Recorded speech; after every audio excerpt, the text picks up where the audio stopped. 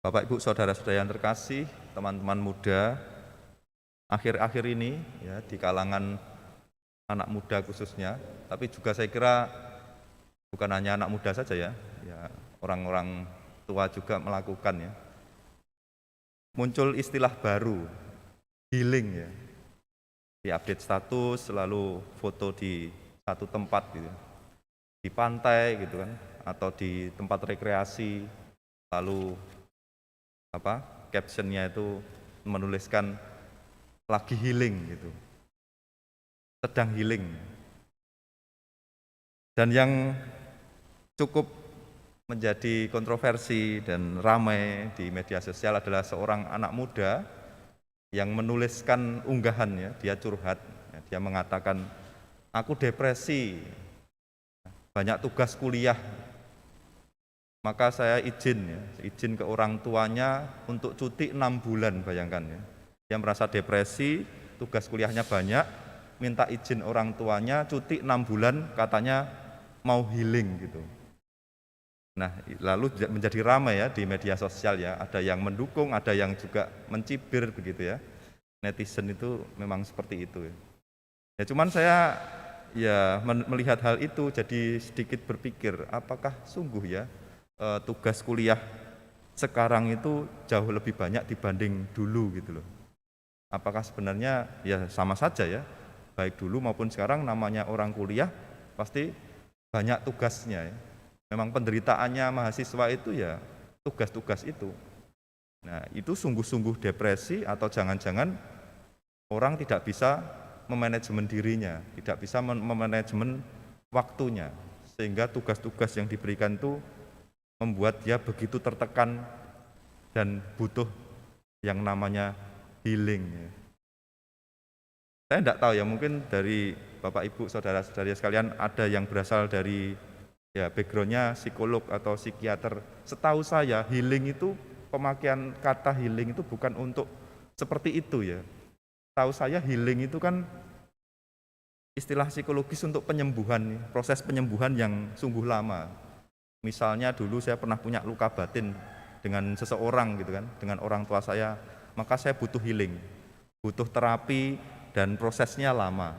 Nah sekarang orang memakai istilah healing itu untuk hal-hal yang menurut saya rasanya kok kurang tepat ya.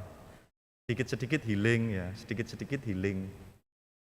Maka muncul istilah sekarang itu yang ramai juga di media sosial adalah strawberry generation ya, generasi strawberry. Semoga umat Algon, anak muda Algon tidak termasuk di dalamnya. Ya kita tahu ya, strawberry itu buah yang sangat lunak, sangat rapuh. Ya, jangankan dipotong ya, terbentur sedikit saja, kena kuku saja itu sudah seperti robek ya. Kulitnya sangat rapuh, sangat lembek begitu. Nah, ada godaan di zaman sekarang ini bagi kita semua untuk menjadi itu tadi ya, seperti strawberry. Ya, sedikit-sedikit healing, sedikit-sedikit rekreasi, sedikit-sedikit self reward dan sebagainya macamnya. Yang pada intinya adalah kita tergoda untuk lari dari apa yang namanya penderitaan.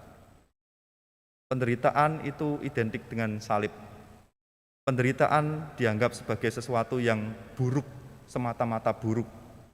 Penderitaan harus dihindari, orang harus lari daripadanya. Jika kita mendengarkan bacaan kedua tadi, Paulus juga mengatakan hal yang sama pada jemaat di Filipi. Orang yang lari dari salib, orang yang menghindari penderitaan, orang yang tidak mau menghadapi kesulitan adalah orang-orang yang mentuhankan perutnya. Dikatakan tadi kan Tuhannya adalah perut, kemuliaannya adalah aib ya. Yang dipuja adalah dunia ini. Maka orang-orang itu sebenarnya adalah musuh dari salib. Orang Kristen tidak seperti itu. Orang Kristen justru menghadapi kesulitan itu. Berani berdamai dengan penderitaan. Bapak Ibu saudara-saudara yang terkasih, di dalam Injil yang kita dengarkan, Tuhan Yesus juga memberikan teladan bagaimana orang berdamai dengan penderitaan. Dikatakan tadi Yesus membawa Petrus, Yohanes, dan Yakobus naik gunung untuk berdoa. Pada saat itu dia menunjukkan kemuliaannya, wajahnya bersinar, dan muncullah dua tokoh yang sangat-sangat dihormati di Israel, ya, Musa dan Elia. Musa dan Elia adalah nabi perjanjian lama yang sangat dikagumi, sangat dihormati oleh orang-orang Yahudi. Maka kemunculan Musa dan Elia pada saat Yesus berdoa menunjukkan bahwa Yesus sungguh-sungguh orang yang agung, yang berkuasa. Dia sungguh-sungguh Allah. Tidak sekedar itu, Allah Bapa sendiri mengatakan, inilah putra yang aku pilih, dengarkanlah dia. Jadi ada tiga hal yang menunjukkan memang Tuhan Yesus adalah Allah, bahwa kemuliaannya adalah yang tertinggi, yang tanpa batas, yang mutlak. Namun kalau kita melihat Injil ini, di akhir paragraf Injil ini dikatakan, murid-murid itu pun merahasiakannya. Daripada masa itu mereka tidak menceritakan kepada siapapun. Jika kita melihat perikop yang paralel dengan Injil ini, bahkan Yesus melarang untuk menceritakan apa yang terjadi kepada orang banyak. Maksudnya apa?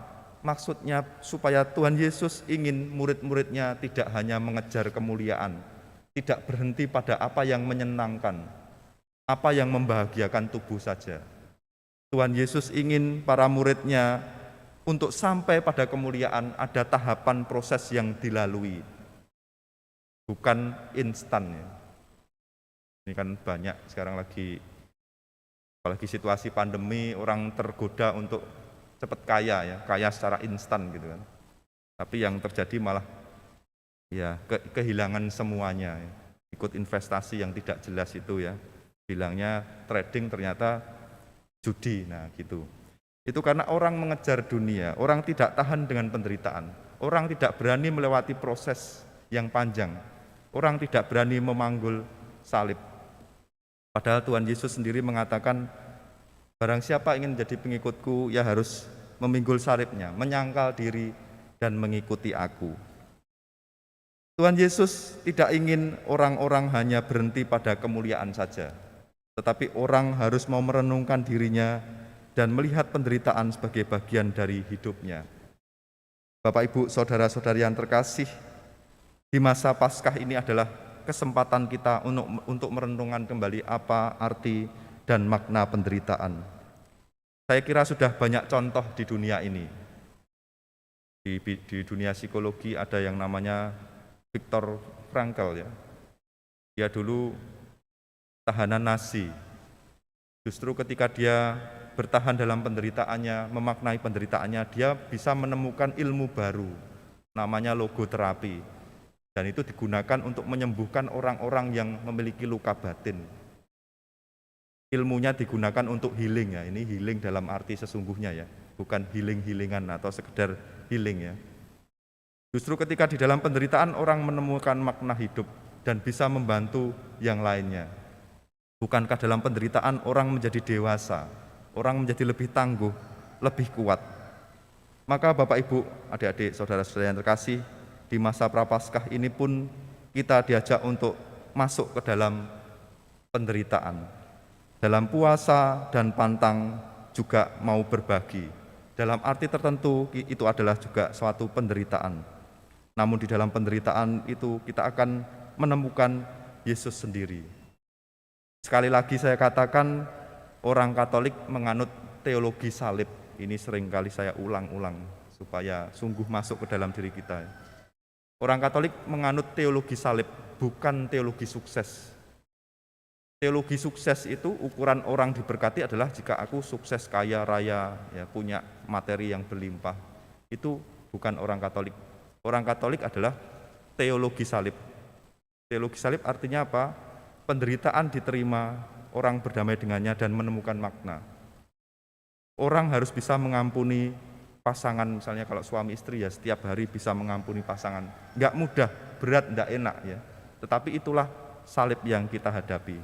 Demikian juga di masa Prapaskah ini, Bapak, Ibu, saudara-saudari yang terkasih, marilah kita berani masuk ke dalam penderitaan Yesus itu, sehingga kelak di waktu Paskah kita sungguh-sungguh bisa dibangkitkan mulia bersama Tuhan Yesus, karena hati kita sudah bersih, kita sudah mendekati kesempurnaan seperti Bapa yang adalah sempurna. Berkat Tuhan menyertai kita semua.